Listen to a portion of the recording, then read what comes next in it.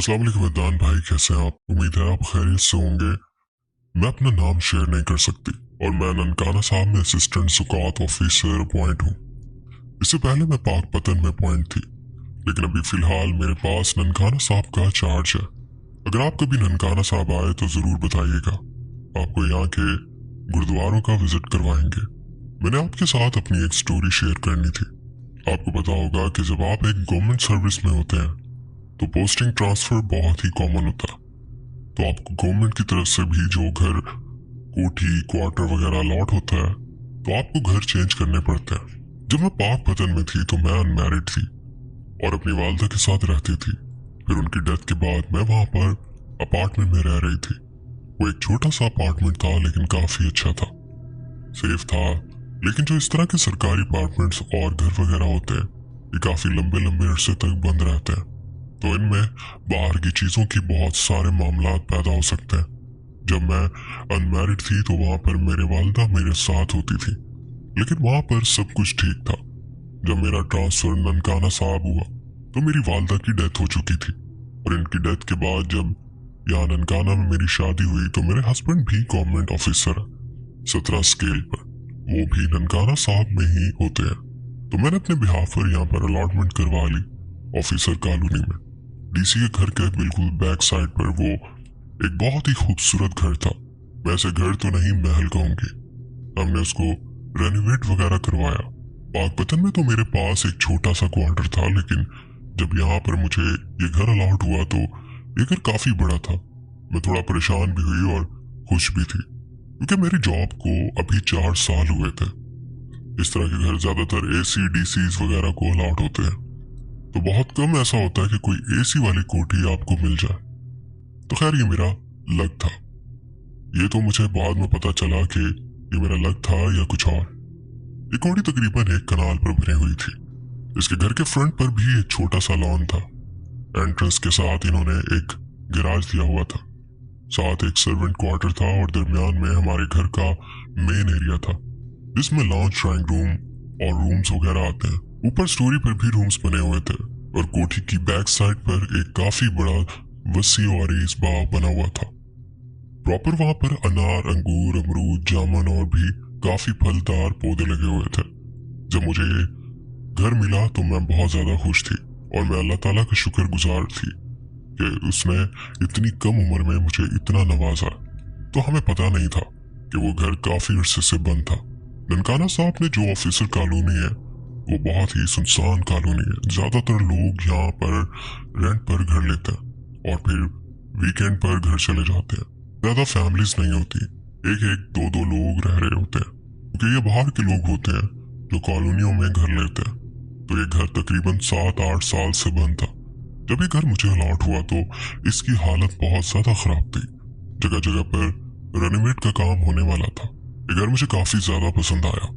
मेरी लक काफी ज्यादा प्यारी थी। खैर हम लोगों ने वहां पर रेनोवेशन का सारा काम वगैरह करवाया और 15 जनवरी सन 2023 में हम वहां पर शिफ्ट हो गए। वहां पर सिर्फ मैं और मेरे हस्बैंड शिफ्ट हुए थे। उस टाइम मैं उम्मीद से थी। मेरा तकरीबन 8 मंथ चल रहा था जब हम इस घर में शिफ्ट हुए। तो मैं बहुत ज्यादा पढ़ाई वगैरह करती थी। अल्लाह ताला के अस्कार, कुरान पाक वगैरह काफी ज्यादा पढ़ती थी।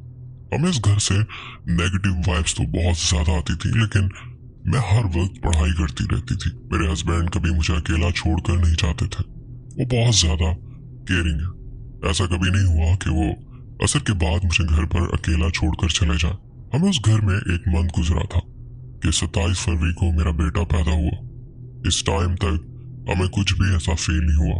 वहां पर सब कुछ नॉर्मल था। तो जब मेरा बेटा पैदा हुआ तो बड़ी औरतें कहती है ना कि छिले का टाइम बहुत ज्यादा नाजुक होता है, तो हम उस चीज को इग्नोर कर रहे होते हैं। और वो घर भी काफी वीरान सा था।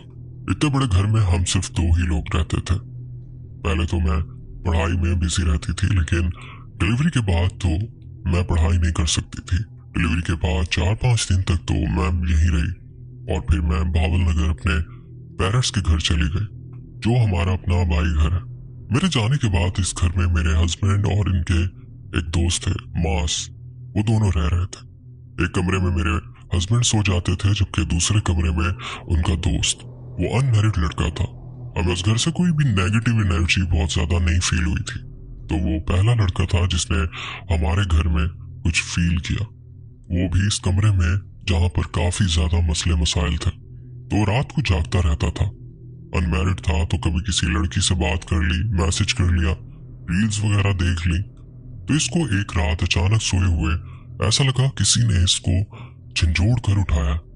मैं तकरीबन 2 महीने इस घर में रही, तो मैं काफी ज्यादा पढ़ाई वगैरह करती रहती थी। फिर इतने में रमजान भी स्टार्ट हो गया था। मेरे हस्बैंड काफी अच्छे हैं, लेकिन वो नमाज वगैरह का बहुत ज्यादा ध्यान नहीं रखते।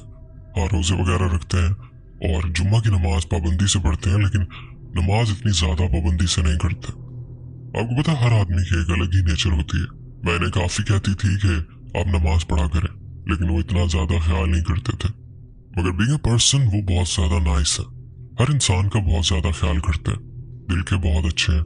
और इनका जो दोस्त था वो भी इन्हीं के जैसा था। तो नीचे वाले पोर्शन में 2 बेडरूम थे।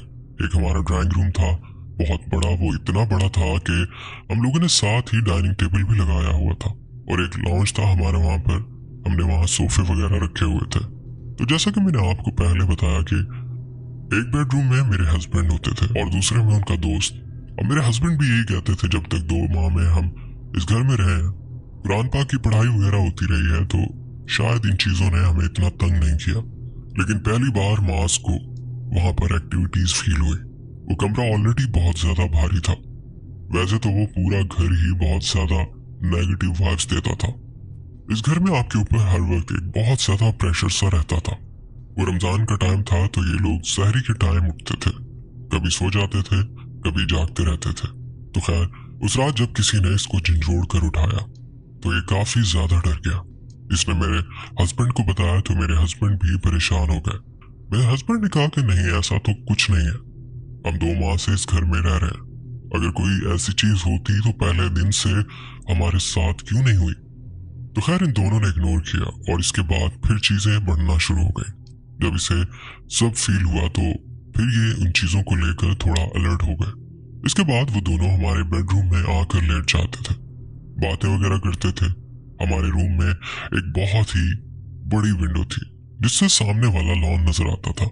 इस घर में बहुत ज्यादा खामोशी होती थी। मिसाल ये देती हूँ कि अगर सुई भी गिर जाए, क्योंकि वो इलाका ऐसा था कि वहां पर कोई आम बंदा नहीं आ सकता था। मेरे घर के साथ ही डीपीओ ऑफिस था, तो हर वक्त पुलिस की नफरी आती जाती रहती थी। वहां पर बहुत ज्यादा सिक्योरिटी होती थी, तो वहां पर आम बंदा गुजरता ही नहीं था। मोटरसाइकिल का तो नामो निशान ही नहीं था। तो अब ऐसा भी नहीं सोच सकते कि हमें कोई गलत फहमी हो गई है। तो खैर, ये दोनों रूम में बैठे हुए थे कि इन्हें बहुत ही जोरदार आवाज आया, जैसे किसी ने दीवार में जोर से कुछ मारा हो। तो हमारे घर में एक झूला था। जब दीवार में कोई चीज लगी तो इन्होंने देखा कि वो झूला आहिस्ता आहिस्ता हिलने लग गया। तो इन लोगों ने इस चीज को इग्नोर किया। आपको पता है कि लड़कों की आदत होती है कि वो इन चीजों को ज्यादा दिमाग पर सवार नहीं करते और कहते हैं कि इस चीज को दबा दो। इन दोनों ने एक दूसरे को देखा, ये अंदर से डर तो गए थे, लेकिन इन्होंने कहा कि नहीं, ऐसे ही बाहर कुछ हुआ होगा। हमने इस घर को बहुत प्यारा सेट कर लिया था, नया फर्नीचर लिया था, बहुत सारा सामान जो इस घर में नहीं था हम लोग नया लेकर आए थे। हम लोग इतना पैसा लगा चुके थे कि हम इस चीज के बारे में सोचना भी नहीं चाहते थे। बेशक इस घर में बहुत ज्यादा प्रेशर फील होता था, लेकिन उतना लग्जरी घर था कि उसको छोड़ने का दिल भी नहीं करता था। मेरे हस्बैंड ने मुझे फोन करके बताया कि मास को ये चीज फील हुई है, तो मैं थोड़ी सी डर गई। मुझे इस घर में थोड़ी बहुत वाइब्स तो आती थी, लेकिन मैं अभी इग्नोर करती थी। तो मैंने अपने हस्बैंड से कहा कि नहीं, मास को ऐसे ही लग रहा होगा, मैं तो 2 महीने से वहां पर रह रही हूँ, ऐसा कुछ नहीं है। मुझे थोड़ा गुस्सा भी आया और मैंने कहा कि हमने घर को इतना प्यारा सेट किया और ये आकर नई कहानी शुरू कर रहा है। लेकिन अनकॉन्शियसली मेरे भी बैक ऑफ माइंड में वही चीज घुस गई थी कि हमारे घर का कोई मसला बन गया। और फिर जब मैं पूरा 1.5 महीने का टाइम गुजार कर घर वापस आई तो मुझे बहुत ज्यादा डर लगता था। शायद वो बात मेरे जहन में बैठ चुकी थी। घर पर मैं और मेरा 1.5 साल का बच्चा अकेला होता था। मेरे हस्बैंड जॉब पर चले जाते थे, मैं छुट्टियों पर थी और ऑफिस भी नहीं जा सकती थी। मेरा कोई फैमिली मेंबर भी मेरे साथ नहीं था। ननकाना में मेरे इन-लॉज होते हैं, लेकिन मेरे सास भी काफी ज्यादा एजेड है, तो हम इन्हें भी तंग नहीं करते थे। मुझे वॉशरूम जाना होता था तो मैं अपने बेटे को अकेले बेड पर लिटाकर नहीं जा सकती थी। मुझे इतनी ज्यादा नेगेटिविटी फील होती थी, मुझे कुछ दिखाई भी नहीं देता था, लेकिन मुझे ऐसा लगता था जैसे हर टाइम कोई मेरे आसपास फिर रहा है और बहुत सारे लोग हैं जो मुझे देख रहे हैं। मैं अपने बेटे को अकेला छोड़कर वॉशरूम नहीं जाती थी। मुझे इतना ज्यादा खौफ आता था कि इसे कुछ हो जाएगा। मैं बहुत ज्यादा रोई, बहुत ज्यादा डिप्रेशन में चली गई। एक तो वो फेज भी इस तरह का था और मुझे ऊपर से घर में इतनी ज्यादा नेगेटिविटी फील होती थी। तो मेरे हस्बैंड ने मेरी सास से कहा कि कुछ दिन के लिए आप हमारे पास आ जाएं, कि हम इतने परेशान होते हैं, हमारा बच्चा छोटा सा है और हमें कोई काम वाली भी नहीं मिलती थी। इलाका ननकाना शहर से थोड़ा सा बाहर आ जाता है। तो खैर मेरी सास मेरे पास आ जाती है तो मुझे काफी हद तक सुकून हो गया। मैं और मेरे हस्बैंड अपने बेडरूम में सोते थे और जिस रूम में मेरे हस्बैंड का फ्रेंड सोता था तो वहीं पर मेरी सास सोती थी। वहां पर हमने एक छोटा सा बेड लगाया था और 2 चारपाइयां थी। उस रूम में छोटे बेड पर मेरी सास सोती थी। मेरी सास को हमारे पास आए हुए 1 हफ्ता हो गया था। मैं जब से वापस आई थी तो मैं साफ जाहिर है पढ़ाई वगैरह नहीं कर सकती थी क्योंकि मेरा बच्चा काफी छोटा था, जिसकी वजह से मुझे टाइम नहीं मिलता था। तो आंटी पढ़ाई वगैरह करती थी तो रात को जब मैं अपने बेडरूम में बैठी होती थी, बेडरूम का दरवाजा खुला होता था, मुझे ऐसा लगता था जैसे लाउंज और ड्राइंग रूम से बहुत सारे लोग हैं जो मुझे देख रहे हैं। जब मैं अपने बेडरूम में बैठी होती थी तो मैं उसका दरवाजा बंद कर देती थी क्योंकि मुझे हर वक्त यही लगता था कि बाहर से लोग मुझे देख रहे हैं, हालांकि घर में कोई भी नहीं होता था। फिर एक दिन मेरी सास और मैं बेडरूम में बैठकर बातें कर रहे थे।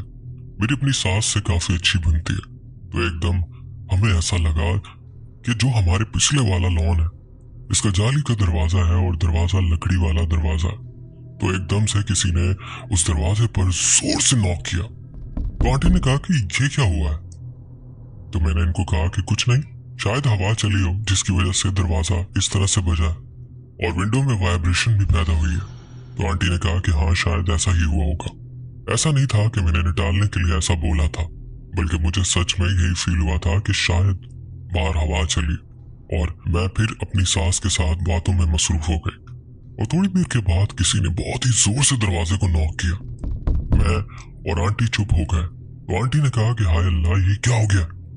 हालांकि वो काफी उम्र की है लेकिन वो भी बहुत ज्यादा डर गई, हालांकि वो बहुत ज्यादा पढ़ाई करती हैं। वो दरवाजा इस तरह से नॉक हुआ था कि मुझे लगा कि किसी बंदे ने नॉक किया, शायद कोई चोर हमारे घर में घुस गया। हालांकि हमारी वो कॉलोनी इस तरह की है कि वहां बाहर का बंदा नहीं आ सकता। अभी तक मेरे जहन में नहीं था कि कोई इस तरह की चीज हो सकती है। तो मैंने अपनी सास से कहा कि आए देख कर आते हैं। जब हम पीछे गए तो बाहर ना कोई हवा थी और ना ही कुछ और। वो देखकर तो बिल्कुल ही हमारी बस हो गई। मेरी हालत बहुत बुरी हो गई थी। फिर जैसे मेरे हस्बैंड आए तो मैंने इन्हें सारी बात बताई। वो भी बहुत ज्यादा परेशान हो गए और डर गए। अगर मुझे रात को किचन में अपने बेटे का दूध बनाने के लिए जाना पड़ता तो मैं नहीं जाती थी। मैं 8 बजे से ही सारी चीजें अपने साइड टेबल पर रख लेती थी कि मुझे 8 बजे के बाद इस कमरे से बाहर ना निकलना पड़े। हम लोग इतने ज्यादा डर गए थे कि मैं हर टाइम दरवाजा बंद करके बैठी रहती थी। मुझे ऐसा लगता था जैसे मैं उस दरवाजे से बाहर जाऊंगी तो पता नहीं मेरे साथ क्या हो जाएगा। जब वो दरवाजे वाली एक्टिविटी हुई तो हम आंटी से कहते थे कि आप हमारे रूम में आकर सो जाए। तो आंटी कहती थी कि नहीं, मैं अपने रूम में ही सो जाऊंगी जहां पर मेरे हस्बैंड का दोस्त डरा था। हमें अंदाजा था कि उस रूम में कुछ मसला है, तो हम चाहते थे कि आंटी वहां न सोएं। लेकिन आपको पता है कि जो माएँ होती हैं वो ये चाहती हैं कि इनके बच्चे तंग ना हो, मैं इनको तकलीफ ना दूं और मैं अपना अलग ही सोती रहूं। तो उसके बाद बैक टू बैक चीजें होना शुरू हो गई। एक दफा ऐसा हुआ कि मैं अपने कमरे में सो रही थी, मेरा बच्चा भी सो रहा था और मेरी सास उसी कमरे में सो रही थी। मुझे रात को किसी के रोने की आवाज आने लगी, जैसे कोई बाहर रो रहा हो। मेरे हस्बैंड अभी तक ऑफिस से नहीं आए थे। मुझे वो आवाज पहले बहुत हल्की हल्की आने लगी, उसके बाद वो आवाज तेज होना शुरू हो गई और मुझे बिल्कुल यही फील हुआ कि वो आवाज बाहर मेरे किचन की तरफ से ही आ रही है। मैं उठी, आहिस्ता आहिस्ता कदम लेने लगी। मैंने अपने कमरे का दरवाजा खोला तो अब वो आवाज मुझे साफ सुनाई दे रही थी। मैं आहिस्ता आहिस्ता उस किचन की तरफ बढ़ने लगी। अब मुझे साफ यकीन था कि वो आवाज मेरे किचन के अंदर से ही आ रही थी। वो रोने की आवाज, वो किचन के स्लैब के पीछे जो जगह थी, जैसे वहां कोई बैठा रो रहा है। वो इस औरत की आवाज थी जो बड़ी तकलीफ से जैसे रो रही हो, और मैं बहुत बुरी तरह डर चुकी थी। मुझे पता नहीं क्यों लग रहा था कि मेरी सास के साथ कोई मसला हो गया और वो वहां बैठकर रो रही है। मेरे दिमाग में ये चीज भी चल रही थी, तो इसलिए मैं उस चीज को देखना चाह रही थी। मैं जब बहुत करीब गई तो मुझे ऐसा लगा कि जैसे कोई घुटनों में सर देकर रो रहा। मुझे उसकी शक्ल दिखाई नहीं दे रही थी। वो एक औरत ही थी, लेकिन कपड़े उसने सास वाले नहीं पहन रखे थे, तो मुझे ऐसा ही लगा जैसे वो सास नहीं है। और फिर मैं किचन से बाहर आने लगी। मैं चुपचाप वापस अपने कमरे में गई, अपने कमरे का दरवाजा बंद किया और मैं अपने बेड पर आकर लेट गई। अब वो आवाज जो रोने की थी वो हंसने में तब्दील हो गई, और उसके बाद जैसे कोई कहके लगाकर हंसने लगा। मैं बहुत सहम गई। तो जब मेरे हस्बैंड आए तो उन्हें मैंने सारी बात बताई। वो और ज्यादा परेशान हो गए। मैं बहुत रो रही थी। इसी तरह एक दफा आंटी रूम में सोई हुई थी। 12-1 बजे का टाइम था कि वो बहुत ज्यादा डरी हुई उठकर हमारे रूम में आ गई। हम लोग रूम की लाइट ऑफ नहीं करते थे क्योंकि छोटा बच्चा है, तो दूध बनाना कुछ और करना। तो आंटी एकदम से बहुत ज्यादा डरी हुई हमारे कमरे में आ गई। तो मैंने आंटी से पूछा कि आपको क्या हुआ। वो हमें बताती भी नहीं थी कि मैं डर गई हूँ। वो हमें इसलिए नहीं बताती थी कि बच्चे और ज्यादा ना डर जाए। तो मैंने आंटी से कहा कि हम आपकी चारपाई इस रूम में लगा रहे हैं, आप यहाँ सो जाया करें। इस रात आंटी ने हमें एक बार भी नहीं कहा कि वो दूसरे रूम में सोएंगी, और इसके बाद इन्होंने कभी नहीं कहा कि मैंने अलग सोना। लेकिन जब हम लोग इस घर से निकल आए तो फिर आंटी ने मुझे बताया कि मैंने तुम लोगों को वहां पर इसलिए नहीं बताया था कि तुम लोग डर जाओगे। जब मैं सोई होती थी तो मुझे अक्सर ऐसा लगता था जैसे कोई मुझे झंझोड़ कर उठा रहा है। कभी उनको लगता था कि उनका अंगूठा किसी ने जोर से मोड़ दिया है। तो आंटी को इस तरह से बहुत सारी चीजें फील होती थी। हमारे बेडरूम में तो इस तरह का कोई ज्यादा मसला नहीं था, लेकिन दूसरे कमरे में ये एक्टिविटीज बहुत ज्यादा थी। मैं अक्सर बहुत ज्यादा रोती रहती थी। मेरा दिल करता था मैं अपने हस्बैंड से लड़ूं, हालांकि मेरे हस्बैंड मुझे ऐसा कोई मौका ही नहीं देते थे। तो यहाँ मैं आपकी बात काट के बोलना चाहूंगा, वो तो मेरी बेगम के साथ भी है। मैं मौका ना भी दूं तो उसने मौका ढूंढना है। तो ये तो आप छोड़ दें कि उस वजह से होता था, ये आपका अपना दिल करता होगा। बहरहाल बैक टू द स्टोरी। और अगर हम हस्बैंड वाइफ भी एक साथ बैठे हो तो हम एक लिमिट में एक दूसरे से दूर होकर बैठते थे कि बहुत सारे लोग हैं जो हमें देख रहे हैं। इसके बाद आंटी भी बहुत ज्यादा डरने लग गई थी, लेकिन मैं और मेरे हस्बैंड कहते थे कि नहीं, हम मौलवी को बुलाएंगे, सब ठीक हो जाएगा। तो मेरे हस्बैंड का जो फ्रेंड था, इसके वालिद साहब आलिम थे, तो हमने इन्हें अपने घर बुलवाया। हमने पूरी कोशिश की कि हमें वो घर ना छोड़ना पड़े, कि हमने इसे बहुत प्यार से सेट कर लिया था। और बार बार घर बदलना कौन सा आसान काम होता है। इन्होंने गेट पर रस्सी की मदद से कोई पढ़ाई वगैरह की कि यहाँ पर क्या इशू है। इसके बाद इन्होंने मुझे, मेरे हस्बैंड को, मेरी सास को बुलाकर हम पर दम किया। फिर इन्होंने दम किया हुआ पानी हमें दिया कि इस घर के चारों कोनों में छिड़कना है। हमने वो भी किया। इन्होंने कहा कि आपने 40 दिन तक अपने घर में सूर्य बकरा लगानी है। फिर हमने इन्हें बताया कि हमारे साथ क्या क्या होता है, क्योंकि हमें यही लगता था कि शायद ये हमारा वहम है। तो उन्होंने हमें बताया कि नहीं, ये वहम नहीं होता। जब इन्होंने हमें कंफर्मेशन दे दी तो हम और ज्यादा डर गए। इन्होंने हमें बताया कि ये छोटे बच्चे होते हैं जो इस तरह से दरवाजे वगैरह खटखटा कर आपको परेशान करते हैं और आप पर हंसते हैं, तो आप लोगों ने इनसे डरना नहीं है। तो मैं मोस्ट ऑफ टाइम घर में अकेली होती थी। मेरा दिल इतना बड़ा भी नहीं है कि ये सब जानते हुए भी मुझे डर ना लगे। हम लोग ऊंची आवाज में मोबाइल पर सूर्य बकरा लगा देते थे। वो भी अक्सर चलते चलते खुद बंद हो जाती थी। जब हम लोगों ने सूर्य बकरा लगानी शुरू की तो वो चीजें और ज्यादा एक्टिव हो गई। फिर हमने अंकल से दोबारा बात की और इनसे कहा कि क्या हमें इस घर में रहना चाहिए या नहीं। तो इन्होंने हमें कहा कि अगर आपने थोड़े अरसे के लिए यहाँ रहना है तो आप सूर्य बकरा वगैरह लगाते रहे, लेकिन अगर आप लोगों ने लंबे अरसे के लिए इस घर में रहना है तो मुझे इस घर पर बहुत ज्यादा मेहनत करनी पड़ेगी। वो हमारे जानने वाले थे, तो वो एग्जैक्ट हमें बहुत सारी चीजें नहीं बताते थे कि हम लोग डर ना जाए। और फिर इसके बाद हमने फैसला किया कि हम ये घर छोड़ देते। फिर एक दफा मेरे ससुर आए हुए थे, तो इन्हें ऐसा लगता है कि जैसे किचन में कुछ चीजें गिर रही हैं। फिर एक दफा ऐसा हुआ कि मैं और मेरा बेटा रूम में सोए हुए थे। मेरे हस्बैंड लाउंज में बैठे हुए नाश्ता कर रहे थे। तो वहां से हमें फर्स्ट लॉन भी नजर आता था और एक गली से गुजरकर बैक लॉन में भी देखा जा सकता था कि वहां पर क्या हो रहा है। जब ये वहां बैठकर नाश्ता कर रहे थे तो इन्हें ऐसा लगा जैसे विंडो पर किसी ने खटखटाया। तो उन्होंने एकदम से चौंक कर देखा। फिर उन्होंने कहा कि नहीं, ऐसा कुछ नहीं हुआ, और फिर से अपना नाश्ता करने लगे। फिर इन्हें ऐसा लगा जैसे किसी ने दरवाजा खटखटाया। ये देखकर मेरे हस्बैंड भी डर गए। और इसके बाद कभी विंडो नॉक होती तो कभी दरवाजा। और ये सुबह के 10-11 बजे का टाइम था। एक दिन मेरे हस्बैंड इतना ज्यादा डर गए कि उनकी शक्ल देखकर मेरे अपने रोंगटे खड़े हो गए। तो अब इनके ज़हन में ये था कि मेरा छोटा सा बेटा बीवी है, अगर मैं बहुत ज्यादा डर गया तो ये चीजें हम पर और ज्यादा हावी हो जाएंगी। तो मेरे हस्बैंड ने उठकर विंडो को इतने जोर से झंझोड़ा कि मैं और मेरा बेटा डर के उठ गए। और फिर इन्होंने जोर से कहा, क्या मसला है तुम लोगों को, क्या तकलीफ है? और फिर वो चीजें होना बंद हो गई। उस टाइम पर मेरी गाड़ी घर में नहीं खड़ी थी बल्कि ऑफिस में थी। उस टाइम पर हमारे पास सिर्फ मोटरसाइकिल थी। खैर ये सब देखकर मेरी हालत भी बहुत ज्यादा खराब हो गई। मेरे हस्बैंड की डर के मारे आंखें बाहर थी। मेरा बच्चा रो रहा था। हमारी हालत इतनी ज्यादा खराब थी कि मैंने हस्बैंड से कहा कि मोटरसाइकिल स्टार्ट करो और निकलो यहाँ से। मेरे हस्बैंड कहते हैं कि गाड़ी घर पर नहीं है। मैंने कहा कि कोई बात नहीं, आप बस निकलो यहाँ से। ये वाकया ऐसा था कि इसके बाद हमने सोचा कि अब हम यहाँ पर नहीं रहेंगे। हमारे घर में सूरह बकरा की तिलावत चल रही थी, लेकिन इन चीजों को वहां से भगाना इतना आसान नहीं था क्योंकि वो बहुत सालों से वहां पर रह रहे थे। तो वहां पर मेरी हिम्मत जवाब दे गई थी और मैंने कहा कि नहीं, अब मुझे इस घर में नहीं रहना। इसके बाद हम लोगों ने चीजें वगैरह पैक करना शुरू कर दी। वहां पर एक चीज ये भी होती थी कि लोग एक दूसरे के घरों में आते जाते नहीं थे क्योंकि कोई किसी शहर का था और कोई किसी शहर का। वहां पर लोग ज्यादातर अपने आप में ही रहते थे। तो वहां पर जो हमारी हमसाई थी, मैं उनके घर पर गई।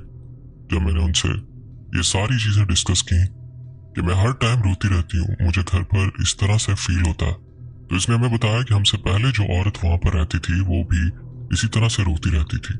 इसके बच्चे बड़े बड़े थे और वो उसी रूम में सोते थे जिस रूम में काफी ज्यादा मसला था। तो वो रात को सोते हुए उठ जाते थे।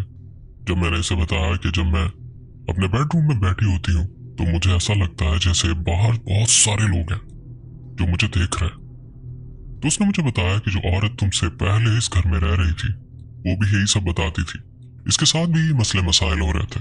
इसका हस्बैंड अच्छा नहीं था। इसने काफी दफा अपने हस्बैंड को बताया था कि हमारे साथ ये मसले होते हैं, लेकिन इसका हस्बैंड इसकी सुनता ही नहीं था। इस औरत के साथ तो बहुत ज्यादा मामलात हुए। अल्लाह ने पता नहीं किस वजह से मुझे बचाया। मैं अल्लाह का जितना भी शुक्र अदा करूं कम है। उस औरत का वहां पर अबॉर्शन भी हुआ क्योंकि कहा जाता है कि जहां पर इस तरह की चीजें होती हैं वहां पर हमला औरत पर ये ज्यादा जल्दी हावी हो जाते हैं। एक दफा इसके ऊपर देचकी से उबलता हुआ गर्म पानी गिरा। एक दफा इसका सर फट गया। एक दफा इसके दुपट्टे को आग लग गई। जब मैंने इसके ये सारी बातें सुनी तो मैंने अल्लाह का शुक्र अदा किया। मुझ पर, मेरे बेटे पर या मेरे हस्बैंड पर कोई भी इस तरह का मुश्किल टाइम नहीं आया। शायद ये चीजें अभी हमें नजर नहीं आ रही थी और सिर्फ 2-3 महीने में अपनी मौजूदगी का एहसास दिला रही थी। अगर मैं इस घर में बहुत ज्यादा रहती तो अल्लाह ना करे मुझ पर, बच्चे पर या मेरे हस्बैंड पर इन चीजों का असर हो सकता था। हमसे पहले जो औरत वहां पर रहती थी, इसने उसे बताया था। तो इन्होंने एक आलिम से राब्ता किया। जो वो आलिम उनके घर आए तो उन्होंने बताया कि यहाँ पर इतनी ज्यादा मखलूक है कि मुझे समझ नहीं आ रहा आप लोग यहाँ पर कैसे रह रहे हैं। जब उसने सारी बातें मुझे बताई तो इसके बाद हम उस घर में रहने का सोच भी नहीं सकते थे। और फिर अल्लाह की तरफ से कुछ ऐसा हुआ कि मेरा ट्रांसफर फैसलाबाद हो गया। तो जब मैं फैसलाबाद गई तो मुझे मेरे हस्बैंड ने पता भी नहीं लगने दिया क्योंकि इन्होंने मुझसे बहुत सारी चीजें छुपाई थी, क्योंकि उन चीजों के असरात मेरे हस्बैंड से ज्यादा मुझ पर थे। क्योंकि जब इन्होंने दम किया था तो मेरा सर और मेरे कांधे बहुत ज्यादा भारी हो गए थे। मेरे बच्चे पर भी थे लेकिन मुझ पर मामलात कुछ ज्यादा हावी हो गए थे। तो जब मेरा ट्रांसफर फैसलाबाद हुआ तो मेरे हस्बैंड अपने दोस्तों को और जानने वालों को बुलाकर सारा घर का सामान पैक करवाया। और जब मैं वापस आई तो मुझे दूसरे घर लेकर गए। तो मैंने उनसे कहा कि मेरी फलां चीज थी तो फलां थी। तो इन्होंने कहा कि मैंने सब कुछ पैक कर लिया, बस तुमने दोबारा से इस घर में नहीं जाना। क्योंकि शायद मुझे ऐसा लगता है कि मौलवी साहब ने उनसे कहा था कि अपनी बीवी को दोबारा इस घर में लेकर मत जाना। अदनान भाई, ये थी मेरी कहानी। अगर आपको अच्छी लगे तो शेयर कीजिएगा। बहुत शुक्रिया, आपने अपनी स्टोरी हमसे शेयर की। दोस्तों, इन्होंने कुछ अपनी घर की पिक्चर्स वगैरह भी मुझसे शेयर की हैं, वो मैं अपने व्हाट्सएप ग्रुप में शेयर कर दूंगा, आप लोग वहां देख सकते हैं। बढ़ते हैं एक और स्टोरी की तरफ। दोस्तों, एक छोटी सी अनाउंसमेंट करना चाहूंगा कि मैंने एक नया चैनल शुरू किया जिस पर मैं विजुअल कंटेंट दिखा रहा हूँ, यानी कि जिन जिन्नात और ये जो घोस्ट टाइप की चीजें हैं, ये जो सीसीटीवी कैमरा में रिकॉर्ड हो जाती है, मैंने उन पर एक चैनल बनाया और मैं वहां पर रियल घोस्ट वीडियो जो सीसीटीवी कैमरा में रिकॉर्ड होती हैं उनकी वीडियोस दिखा रहा हूँ। तो अगर आप इस कंटेंट में इंटरेस्टेड हैं तो जाकर वो चैनल सब्सक्राइब कर लें। उसका लिंक मैंने डिस्क्रिप्शन में दिया, जाकर लाजमी देखें। बहुत इंटरेस्टिंग वीडियोस हैं जिन्हें देखकर आपके रोंगटे खड़े हो जाएंगे। बढ़ते हैं एक और स्टोरी की तरफ।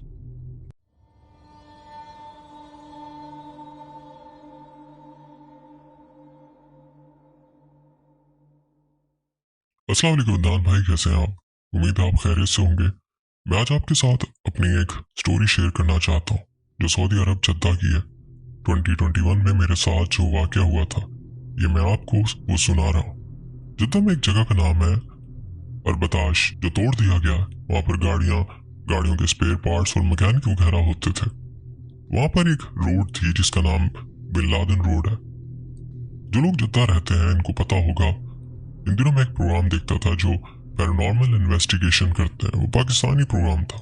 तो इन्होंने हाथ में मोबाइल पकड़ा हुआ था और वो कहते थे कि अगर कोई चीज है तो नुकसान पहुंचाए बगैर सामने आ। तो एक दफा मैंने भी ऐसे एक्सपेरिमेंट किया और वो भी रात के 3:15 का टाइम था। वो मैंने जानबूझकर नहीं किया था। मुझे एकदम अचानक भूख लगने लग गई थी। मैं अकेला रहता था। वहां पर था 24 बकाला। वो दुकान 24 घंटे खुली रहती है। वहां से आप कोई भी चीज ले सकते हैं। तो मैं उस जॉब पर जा रहा था। तो बीच में मैंने अपने बड़े भाई, जिसका नाम अली खान है, इसको मैं वीडियो बनाकर दिखा रहा था कि अली देखो, यहाँ पर रोड बिल्कुल सुनसान हुई हुई है और जो आगे बकाला है मैं वहां जा रहा हूँ। ये सारी मैं वीडियो बना रहा था और मैं चीज लेकर वापसी के लिए मुड़ा और मैं वापसी पर भी उसी तरह वीडियो बना रहा था कि अली ये देखो, यहाँ ना बंदा न बंदे की जात। रात के 3:15 हो रहे थे। जैसे कि मैंने पहले बताया, तो मैं वीडियो बनाते बनाते घर आया। घर आकर मैं फिल्म देखने लगा और साथ साथ चिप्स खाने लगा। तो साथ में मेरे जहन में ख्याल आया, मैंने जो वीडियो बनाई थी मैं वो भी देखता हूँ। जैसे हम किसी व्यू की वीडियो बनाते हैं और बाद में उसे देखते हैं, तो मैंने वो वीडियो ऑन की, वो वीडियो देखने लगा। उसमें मेरी अपनी आवाज भी आ रही थी। मेरे सामने कुछ भी नहीं था। वो जगह बिल्कुल खाली थी। मुझे वहां पर कुछ भी नजर नहीं आया। वहां पर एक सिंगल पोर्शन घर था। मैंने उसे भी वीडियो में कैप्चर किया। वो चीज मुझे तो नजर नहीं आई, लेकिन मेरे कैमरे में आ गई। उस टाइम मेरे पास iPhone X था। अब मैं देख रहा था कि ये वीडियो में क्या है। मैंने वीडियो बैक की और दोबारा देखा तो अदनान भाई, आप यकीन नहीं करेंगे, वो 7 फीट की कोई चीज थी और वो छत से 1.5 से 2 फीट हवा में थी। भाई, जैसे ही मैंने इस चीज को वीडियो में देखा तो मेरे रूम की लाइट चली गई। अदनान भाई, जिस पर गुजरती है वही जानता। मेरे पास ना कोई बंदा था और न बंदे की साथ। उस टाइम मैं अकेला रहता था। मेरे हाथ पांव ठंडे होने लगे। एसी चल रहा था लेकिन लाइट जाने पर वो भी बंद हो गया। इसके बावजूद भी मेरा पूरा जिस्म ठंडा पड़ गया। मेरे बहनोई रहते थे जद्दा में। मैंने उनको मैसेज किया और ये वीडियो सेंड की। मैंने उनसे कहा कि ये वीडियो है और मेरी लाइट भी चली गई है। तो इन्होंने मुझे कहा कि तुम गाड़ी पकड़ो और घर आ जाओ। अब इन्होंने मुझे इतना ही कहा था कि मेरी लाइट आ गई और अब मैं बहुत ज्यादा डर रहा हूँ। मुझसे कोई आयतुल कुर्सी और कोई आयात भी नहीं पड़ी जा रही थी। अभी आपको स्टोरी बताते हुए भी मुझ पर खौफ तारी हो रहा। तो मैं सोच रहा था कि ये क्या हुआ है मेरे साथ। तो मैंने अपने मोबाइल में आयतुल कुर्सी और सूरह बकरा की आखिरी 2 आयत लगा ली और खुद भी साथ साथ पढ़ना शुरू कर दिया। तो मुझे नींद आने लगी। मैं भी गनूदगी में ही था, मुकम्मल तौर पर सोया नहीं था। तो अचानक मुझे ऐसा लगा जैसे कोई मेरे ऊपर बैठा और मेरा गला दबा रहा। अदनान भाई, उस टाइम ना मुझसे कुछ बोला जा रहा था और ना ही पढ़ा जा रहा था। मैं कलमा पढ़ने की कोशिश कर रहा था लेकिन वो भी नहीं हो रहा था। मैं आंखें नहीं खोल पा रहा था। तो मैंने आंखों को और ज्यादा टाइट कर दिया कि मुझे आंखें नहीं खोलनी चाहिए और मुझे किसी के गजाले की आवाज आने लगी।